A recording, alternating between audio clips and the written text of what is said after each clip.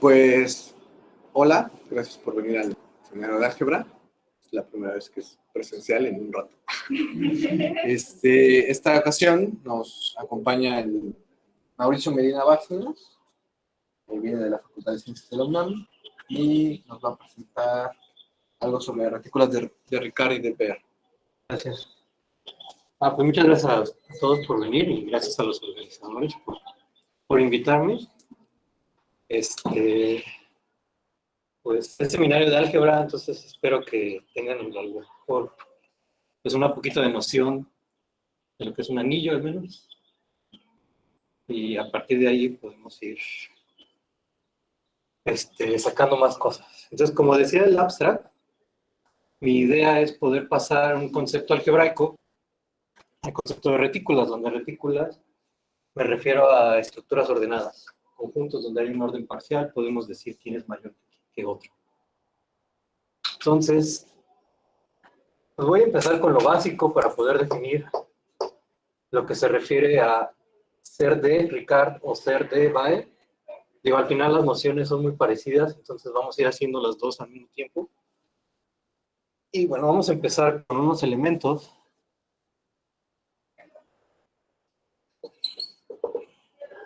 Entonces, un elemento de un anillo R se llama idempotente.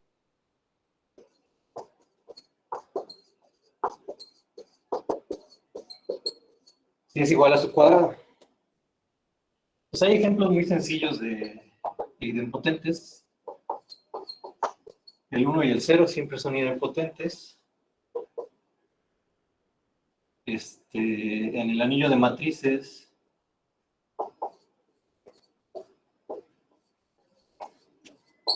este y este son idempotentes.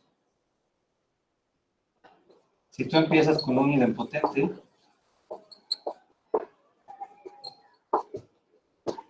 entonces siempre que haces 1 menos c vuelve a ser idempotente. Entonces hay varios idempotentes siempre que tienes un anillo. ¿Y por qué son importantes estos elementos?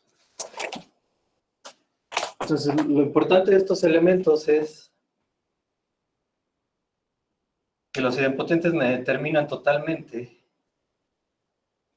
las descomposiciones del anillo. Entonces, aquí sí.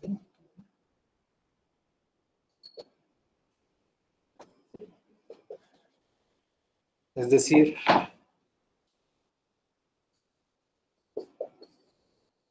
un ideal izquierdo en un anillo R es un sumando directo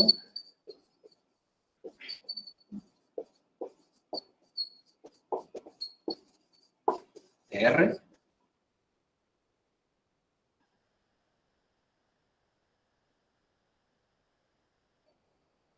de un idempotente.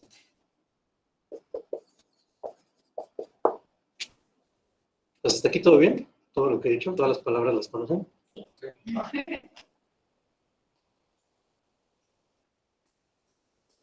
Entonces hay una biyección entre sumandos directos del anillo e idempotentes del anillo. Entonces siempre que tienen un idempotente, el anillo se ve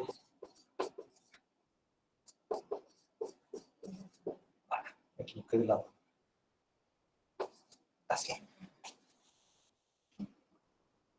Entonces esa es la primera parte que necesito, que son los idempotentes.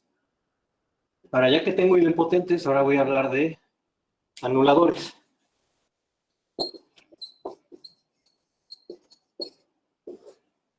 Entonces, ¿qué es un anulador? Pues es lo que debería de ser. Si yo tomo un subconjunto de X, un subconjunto de X de R, el anulador izquierdo. Cuando trabajamos en anillos no conmutativos, pues siempre hay que ir cargando el lado con lo que vamos a trabajar. Entonces aquí vamos a estar trabajando con cosas izquierdas. Entonces el anulador izquierdo de X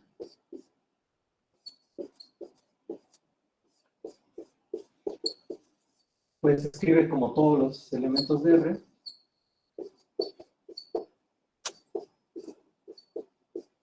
Que anulan a todos los elementos del conjunto X. Y este se puede ver como la intersección de todos los anuladores si te vas elemento por elemento.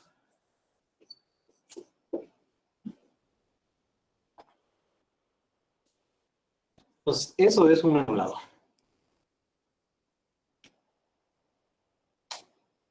Entonces tengo idempotentes que son sumandos directos. Tengo anuladores. Y ahora lo que quiero son morfismos.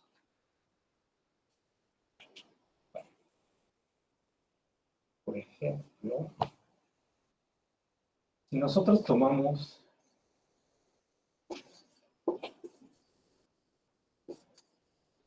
un R-morfismo, ¿qué quiere decir esto, un R-morfismo? Pues que es como una transformación lineal. Abre sumas, saca escalares.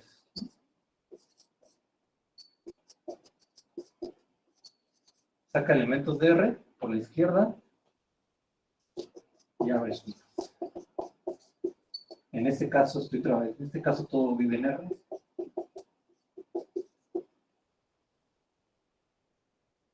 Entonces, ustedes siempre que tienen un R-morfismo, este R-morfismo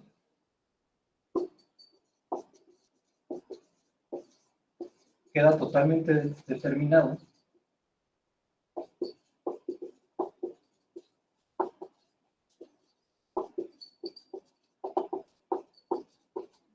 por su valor,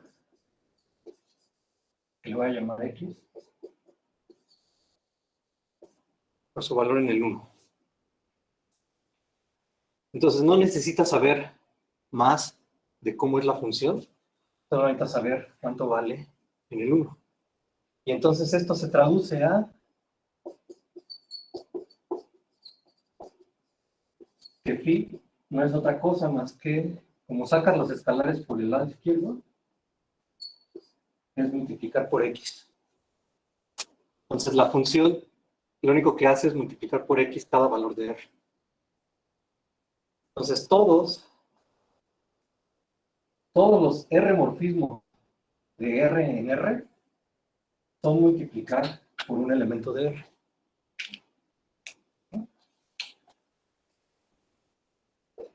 Bueno, el título está ya en la pantalla.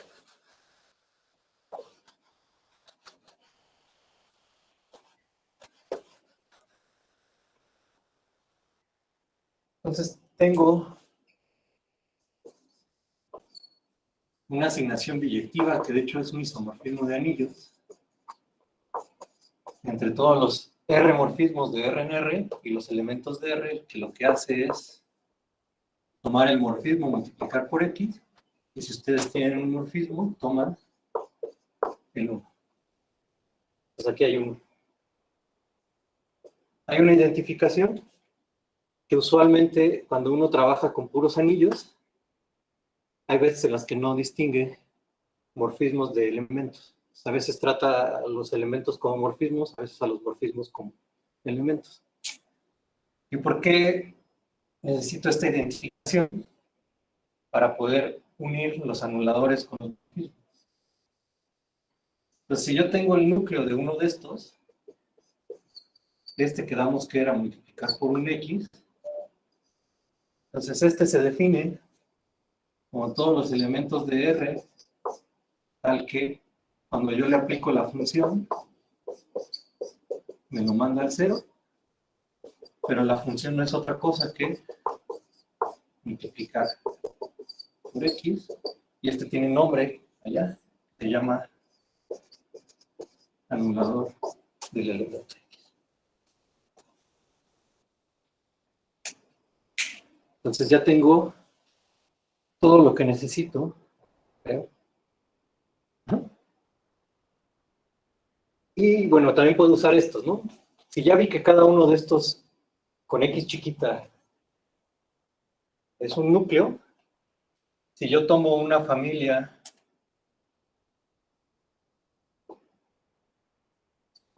de R-morfismos, esta familia está determinada cada uno por un elemento, pero por esta identificación, digamos que esto nada más es quedarme con los XYs. Entonces la intersección de los núcleos, de los phi con phi en X, por lo anterior es la intersección de los núcleos, más bien del anulador, de cada uno de estos XYs. Entonces los núcleos son anuladores y los anuladores son núcleos. Y entonces ya con esto les puedo decir qué significan los nombres. Bueno, son nombres propios, apellidos, ¿no? Pero las propiedades que se le asocian a esos nombres.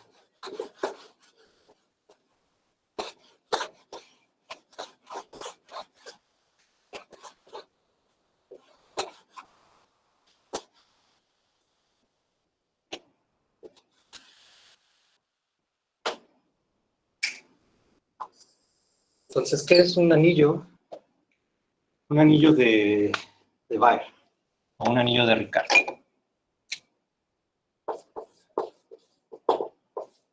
Entonces, un anillo R es de Baer o digamos de Ricard. Si el anulador de X en R está generado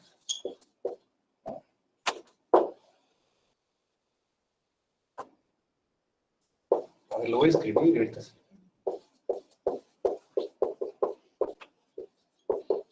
Está generado por un idempotente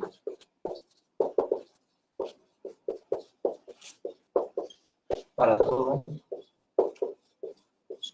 X subconjunto de R, respectivamente solo un elemento.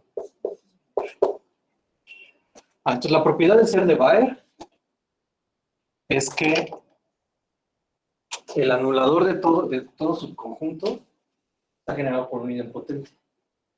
La propiedad de ser Ricard es que el anulador de cada elemento esté generado por un idempotente.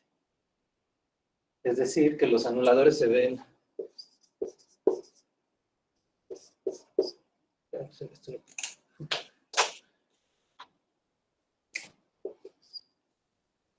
Los anuladores se ven así, ¿no? Generados por un idempotente.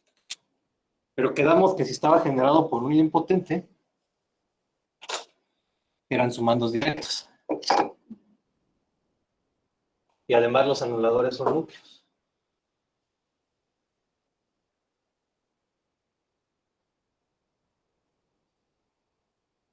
No sé si traje ejemplos.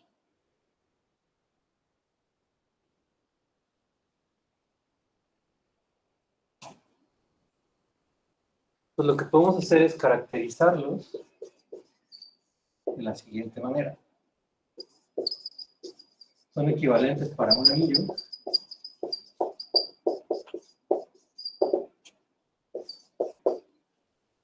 R es de Baer por Ricard izquierdo. Ya ven lo que les dije que había que estar cargando el lado, no. Justamente porque estás tomando anuladores izquierdos. B, el anulador de todo su conjunto, respectivamente de un solo elemento, es un sumando directo.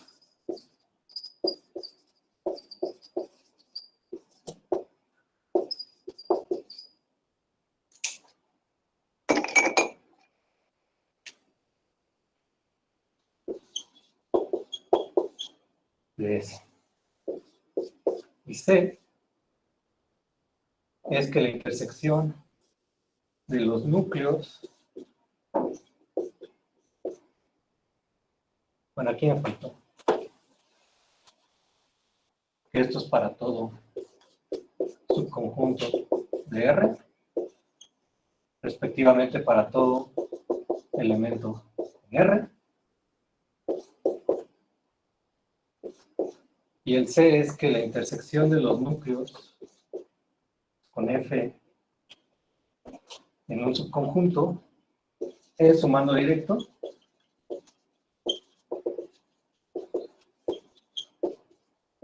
de R para todo subconjunto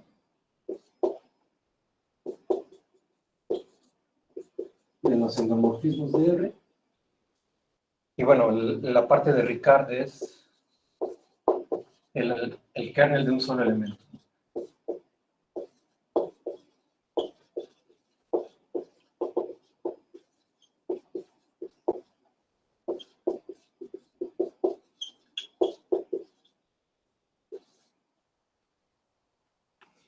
Entonces, estas propiedades de ser de Ricard y ser de Baer lo podemos ver de tres formas distintas.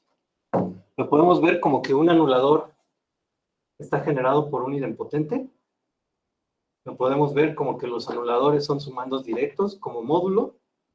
O lo podemos ver en términos de morfismos como que los kernels sean sumandos directos. ¿Alguna pregunta hasta aquí? Bueno, ahorita aprovecho, si pudiéramos cambiar el color del marcador. Creo que es el que pinta mejor.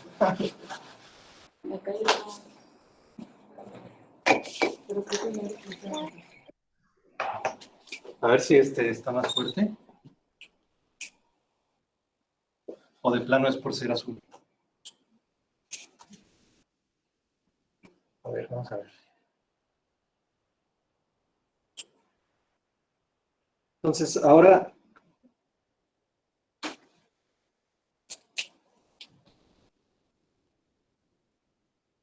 el último inciso es el que me permite hacer una generalización. Porque el último inciso ya no habla de los elementos de R. El anulador está determinado por los elementos que anulan. Entonces es un subconjunto de elementos de R.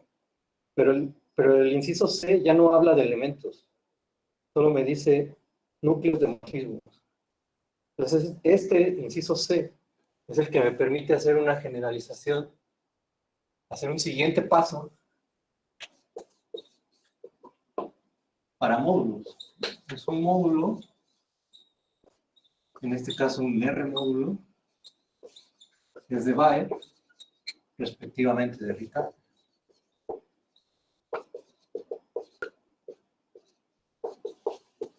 Si el kernel es sumando directo, ya lo voy a cortar la notación, respectivamente el núcleo de uno solo,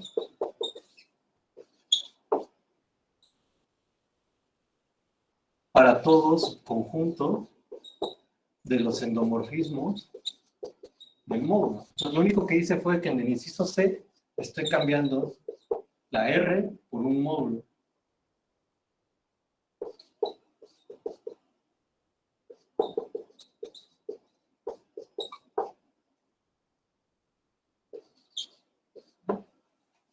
Entonces ese inciso C es el que me permite hacer el siguiente paso en generalización.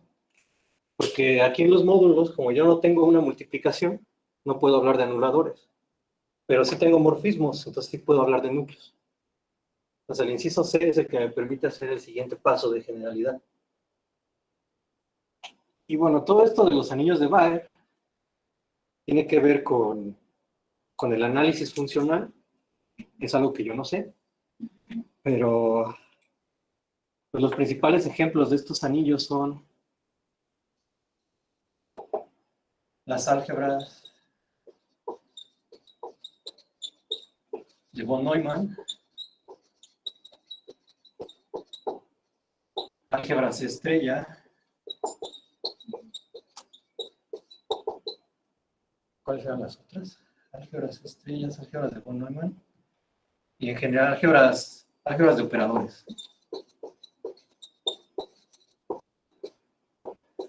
Sobre un espacio de Hilbert.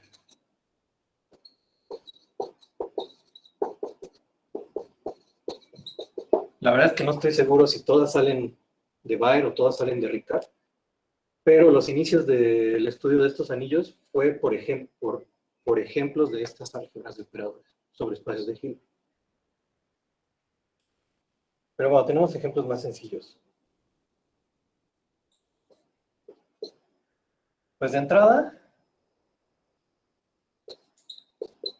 Baer implica Ricard. Si ustedes tienen un módulo de Baer, ese módulo es de Ricard. Si lo tienen para todo su conjunto, en particular lo tienen para uno. El anillo de enteros y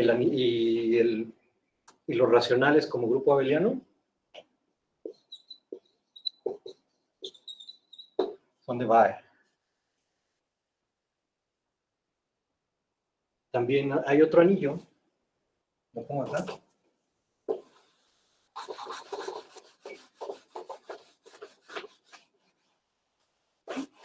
Pueden tomar todas las sucesiones de ceros y unos.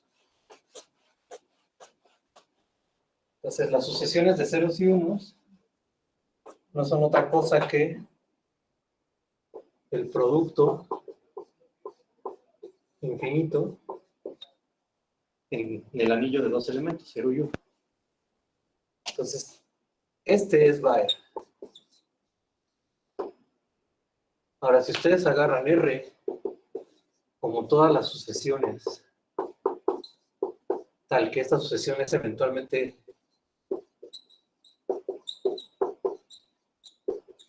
constante, entonces R es un anillo de Ricard, que no es de Baer.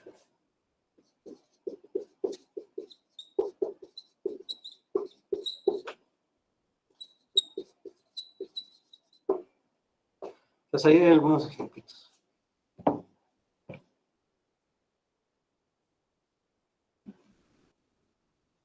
¿Alguna pregunta? Sí, ¿a qué te refieres? ¿Que sean eventualmente constantes?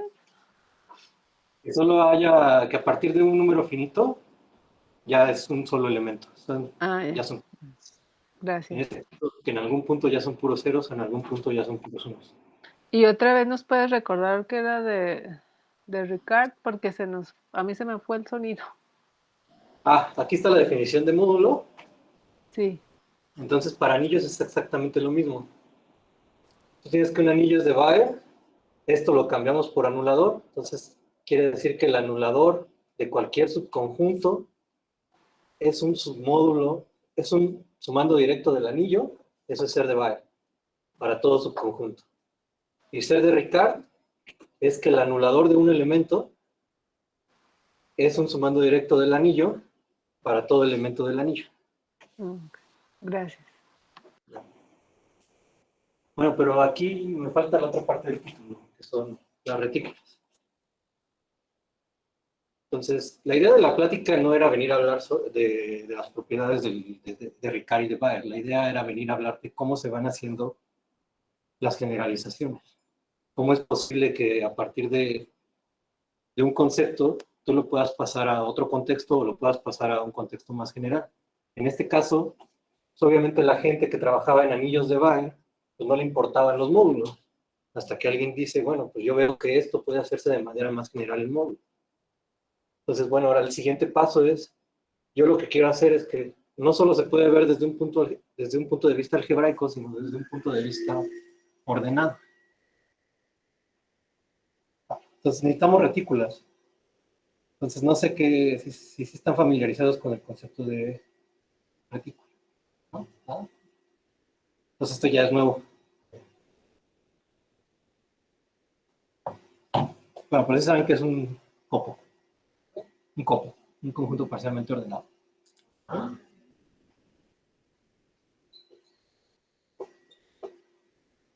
Un copo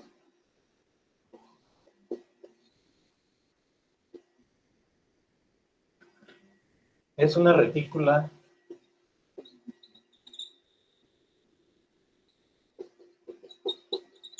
pues para no ir separando todo en definiciones, voy a poner directamente lo que yo voy a usar. Entonces, una retícula completa, modular, sí, todo subconjunto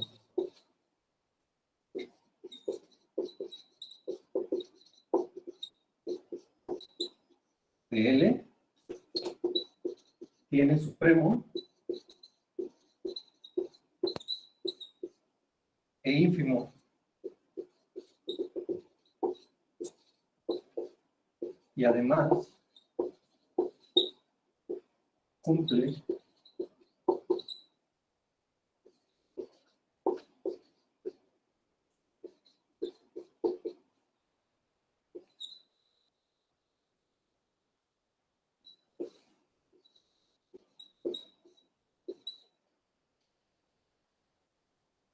siempre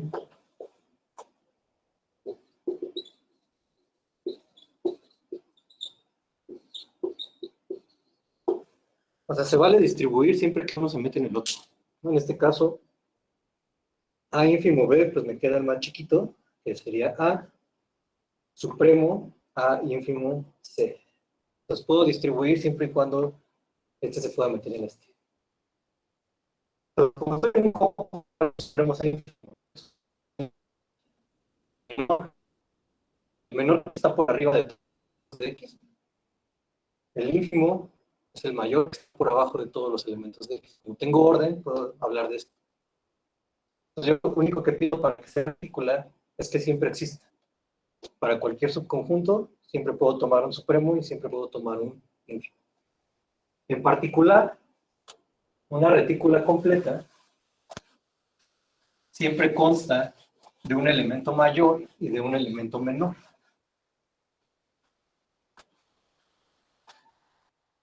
Entonces, en una retícula completa,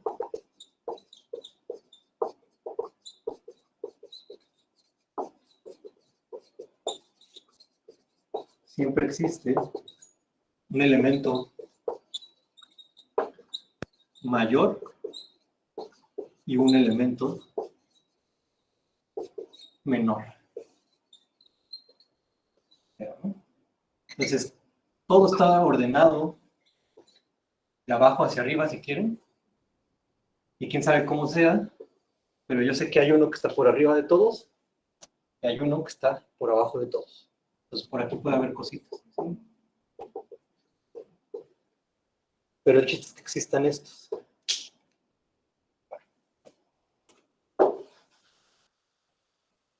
Los ejemplos de retículas pues, son muy fáciles cuando los dibujas, porque siempre puedes hacer un dibujito, por ejemplo, así. Este es el 0, este es el 1, este le llamas A y B. Entonces el orden está dado de abajo hacia arriba.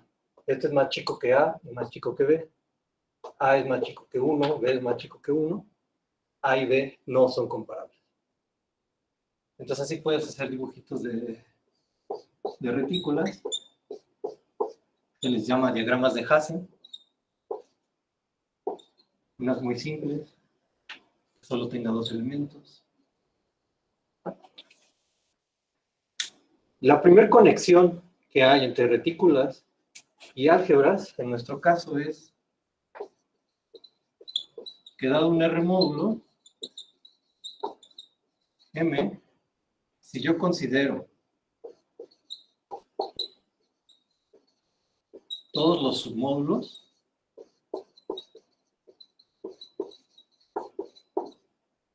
y esto lo ordeno con la contención, es una retícula completa modular.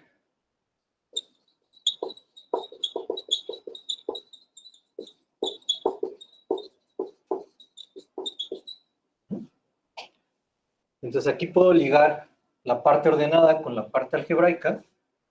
El supremo de una familia de submódulos es la suma, y el ínfimo de una familia es la intersección. ¿Quién es el mayor elemento aquí? ¿Quién es el que contiene a todos los submódulos? Pues el más grande. ¿Y quién es el que está contenido en todos los submódulos? Pues el 0, que va a seguir llamándose 0. ¿Sí? Es una retícula completa. Ahora, ya borré la definición de módulo de Baer, pero estaba compuesto pues de entrada de una retícula, porque por ahí había una intersección.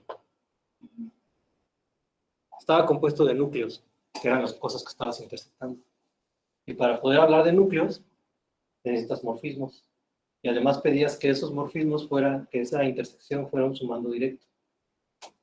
Entonces, ¿qué es un sumando directo? Pues es algo que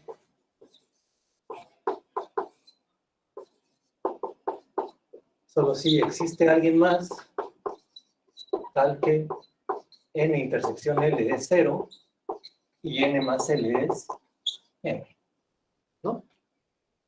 Entonces, ¿qué pasa si ustedes se fijan en la retícula? Entonces dicen, existe otro, la intersección se queda. La suma quedamos que era el supremo y el m quedamos que era el 1. Entonces eso se le llama hacer un complemento. Tienes un elemento, encuentras otro, que su ínfimo sea el 0 y su supremo sea el 1. Por ejemplo, aquí A es complemento de B. Su ínfimo es el 0 y su supremo es el 1. Aquí A, B, C. A tiene dos complementos. El ínfimo con B es 0, el ínfimo con C es 0, pero también el supremo con B es 1 y el supremo con C es 1. Entonces los complementos no son únicos, pero así se definen, ¿no?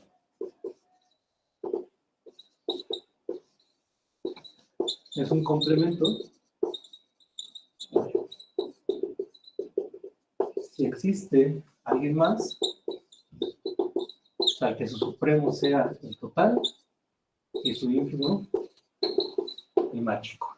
Es decir, que la retícula se pueda partir en un triangulito así, en un rombo. ¿Qué me faltan? Me faltan los morfismos.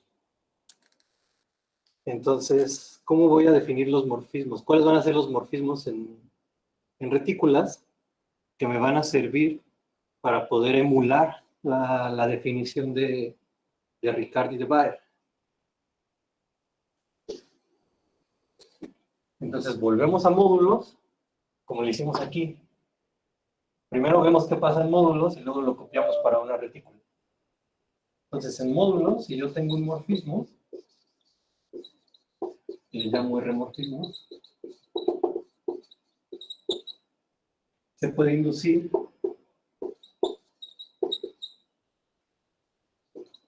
una función a la que le llamo asterisco, que ¿qué va a hacer? Va a ir de los submódulos de M en los submódulos de N.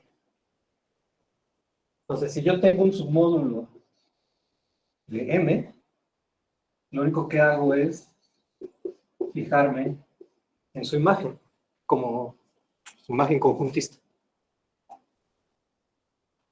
Y esto da un submódulo de N.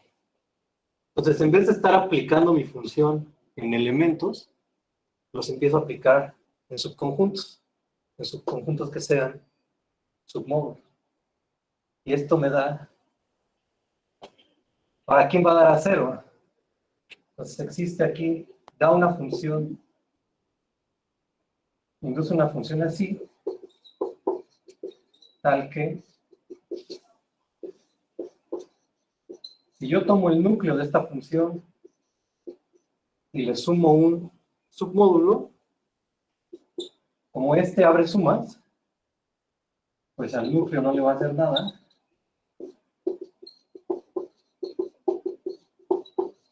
Porque todo lo manda a 0, me queda solo A. Y además existe un primer teorema de isomorfismo. ¿Qué es? ¿Lo saben? ¿Cuál es el primer teorema de isomorfismo? Si yo tengo Mn, entonces M módulo del kernel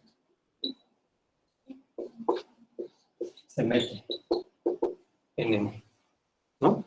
Este es el primer teorema de isomorfismo. Entonces, si lo vemos como submódulos, quiere decir que hay un isomorfismo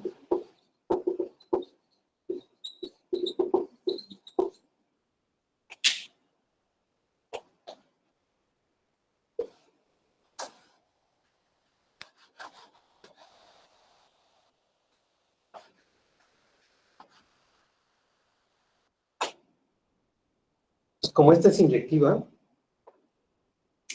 lo que va a pasar es que ese F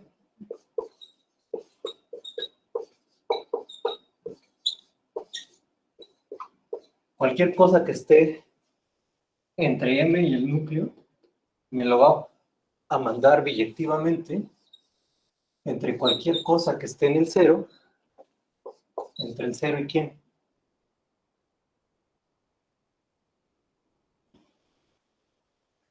¿Este quién es cuando lo vemos en N? La imagen.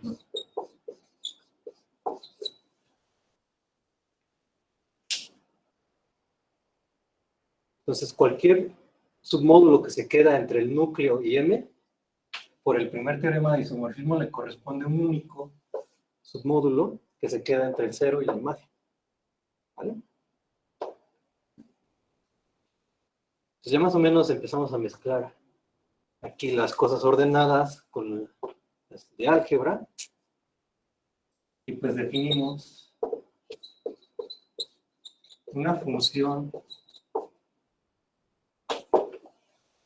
entre retículas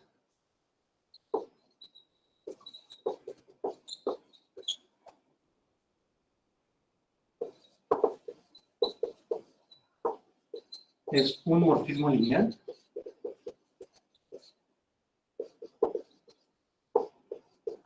si existen dos elementos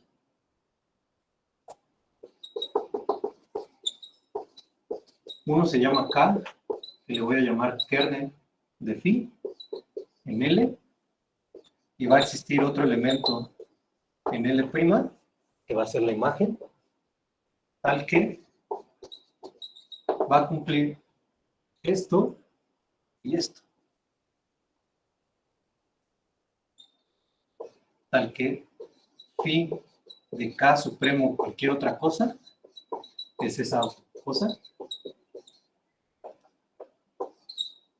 para todo elemento en L, y además phi induce mi isomorfismo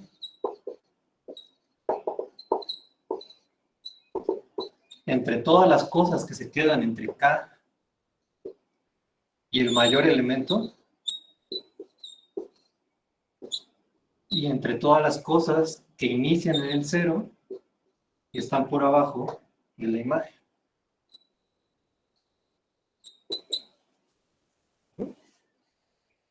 Entonces eso es un morfismo lineal entre retículos. Entonces lo único que hago es copiar lo que este morfismo hace y lo paso a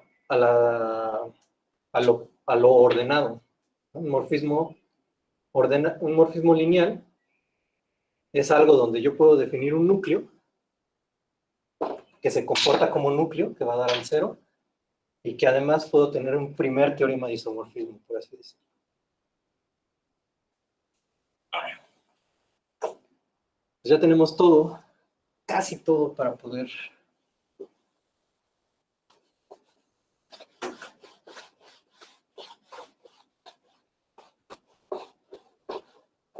¿preguntas?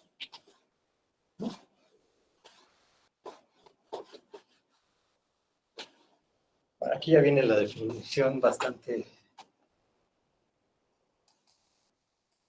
Bueno, no, antes de eso. Yo tengo a M, y a M le asigno una retícula completa, modular. Yo tengo un morfismo de M en N, y yo le asigno un morfismo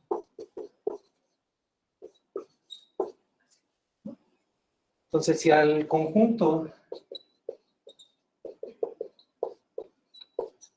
si a esto yo le llamo, más bien si esto denota todos los que son morfismos lineales, ¿no? Todos los que cumplen esta definición los llamo así. Entonces tengo una asignación que va de los morfismos algebraicos que yo tengo en el módulo a los morfismos lineales.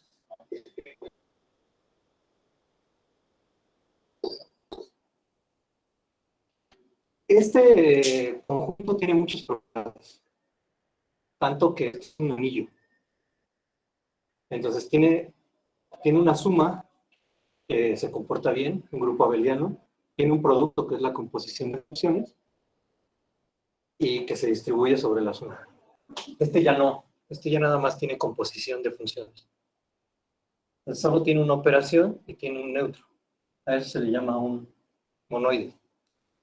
Este es monoide. Pero este es anillo. Entonces se pierden muchas cosas. Sin embargo, yo puedo mandar a cada uno de estos a este. Y me puedo fijar en la imagen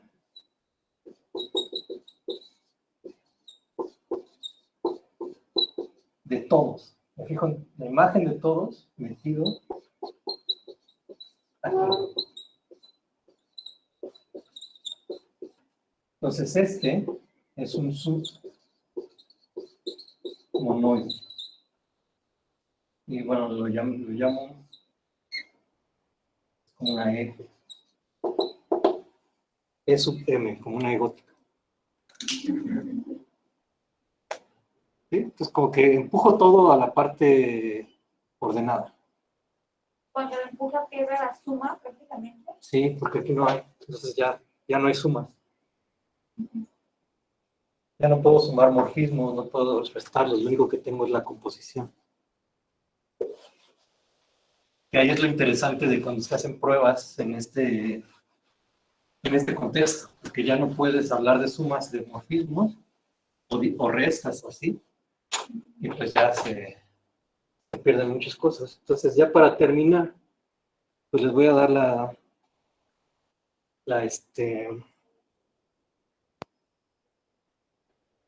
definición general de lo que es las retículas de Baer y de Ricard. Entonces los voy a dar en el contexto más general, por eso quería eso.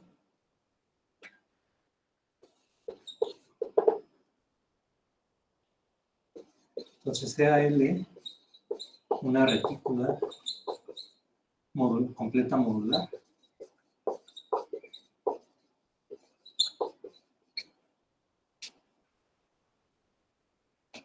Y M un submonoide con elemento 0, con 0, de los endomorfismos lineales. Esto de que tenga 0 es literal, que haya un 0, que haya uno que anule a todos. Y, ajá. Entonces, L es M Baer si el ínfimo de todos los núcleos es un complemento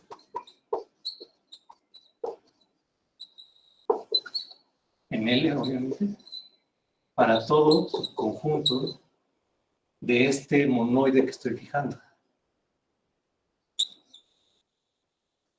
Y bueno, Ricard es lo que debe de ser. Es M Ricard. Si me fijo solo en uno, es un complemento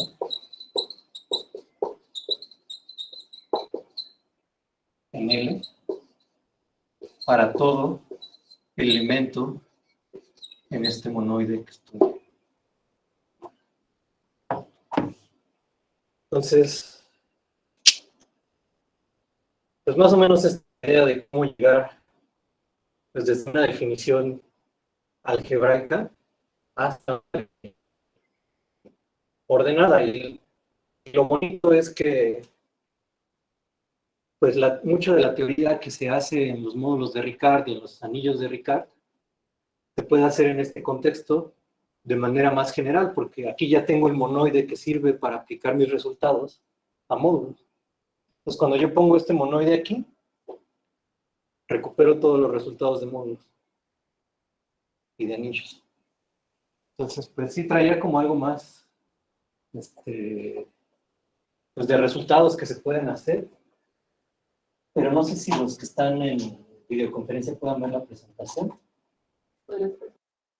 Compartir la pantalla. Comparto la pantalla.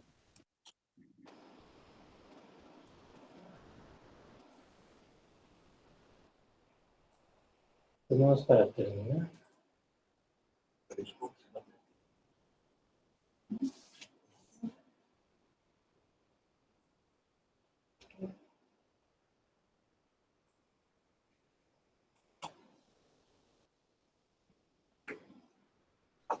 Sí, ya se ve. Nomás que está en otra ventana, ¿verdad? Hay que fijar la otra ventana. Ah, o sea. ¿No? ¿Sí lo ven o no? Sí. Sí lo vemos, sí. Si fijamos la ventana, sí lo vemos. Sí, pero ustedes no tienen que hacer nada. Nada más aquí cada uno. Nosotros. Sí. Bueno. Entonces ya es muy rápido, nada más es como los resultados que se pueden hacer, es como puedes bajar la propiedad a complementos, ¿no? Si la retícula completa es de Ricardo de Baer, entonces el intervalo que da un complemento vuelve a tener la propiedad. Bueno, ya no les hablé de las versiones duales, pero fíjense nada más en la parte de arriba. Este es para Baer. ¿Qué más se puede hacer? Estas son intersecciones.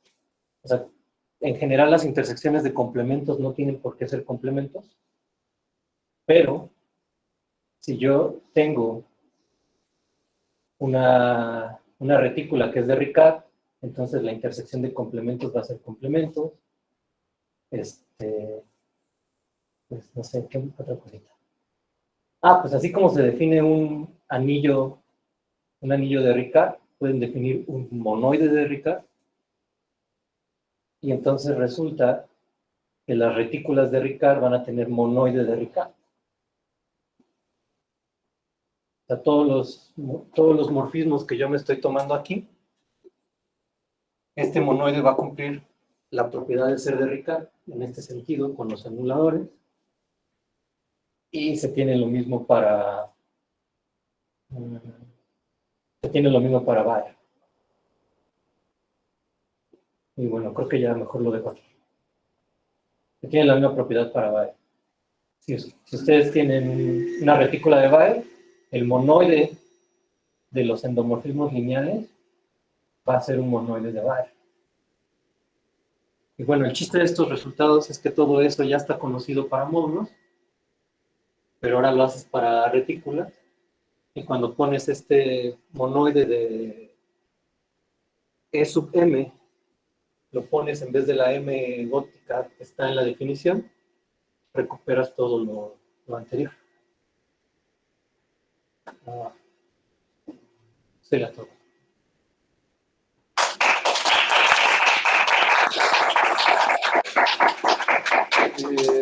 ¿Alguien Muchas tiene alguna gracias. pregunta?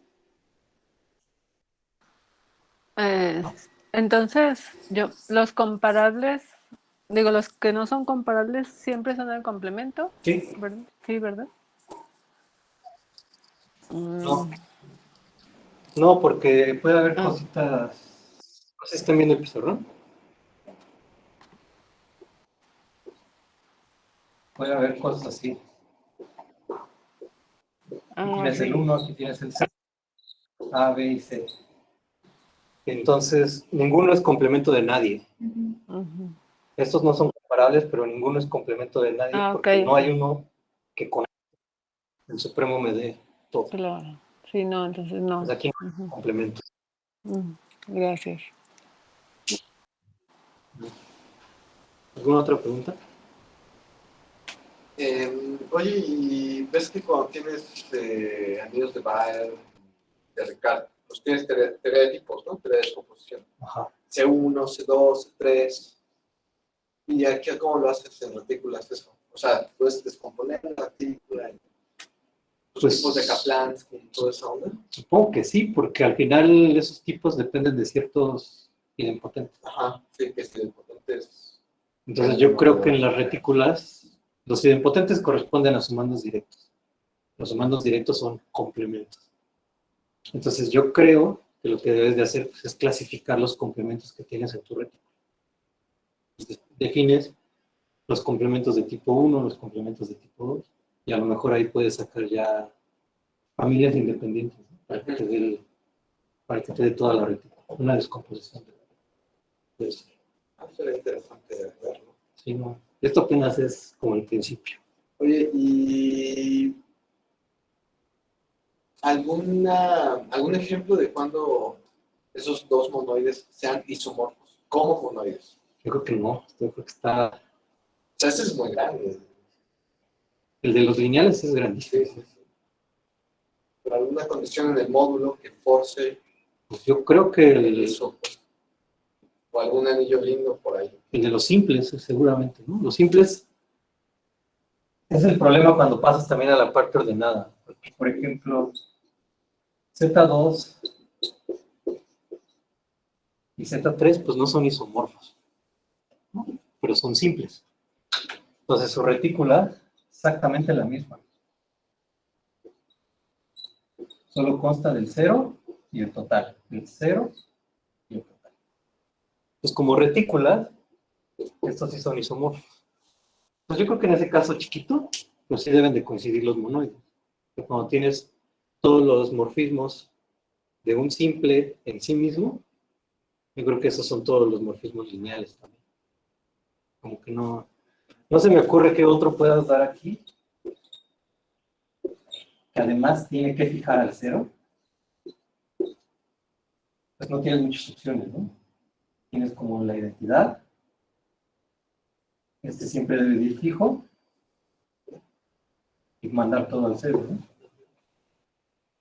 Y es exactamente lo que tienes en módulos. Tienes la identidad, tienes el morfismo que manda todo al 0. No creo que haya más. Entonces ahí sí se debe de dar la igualdad.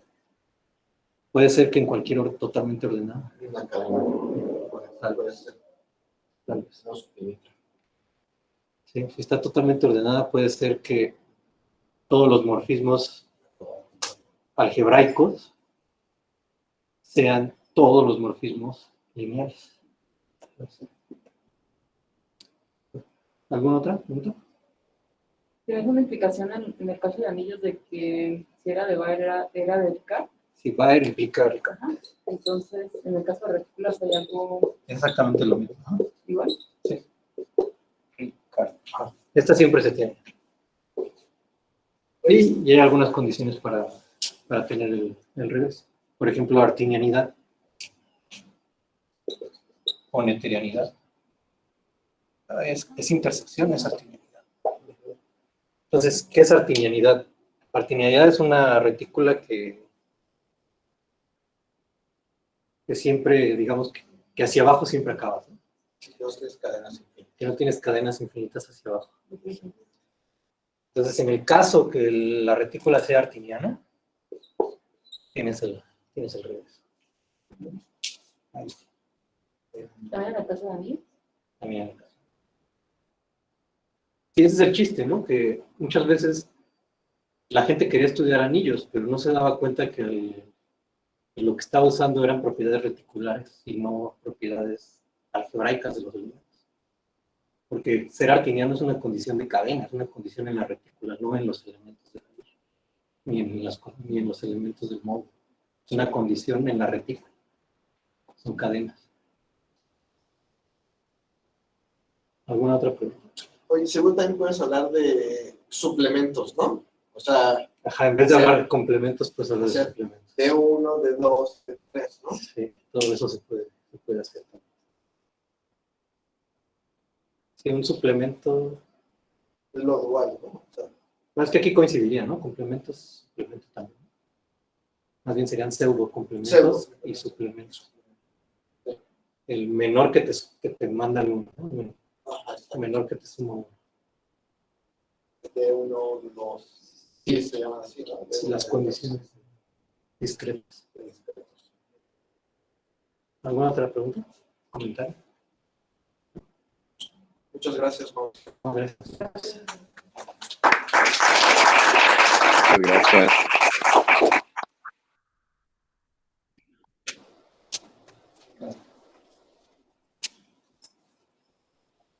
Hasta luego, muchas gracias a todos. Aprendimos, ¿no? Aloncito. Sí, claro. Sí. Ahí estoy, ya se me pasó.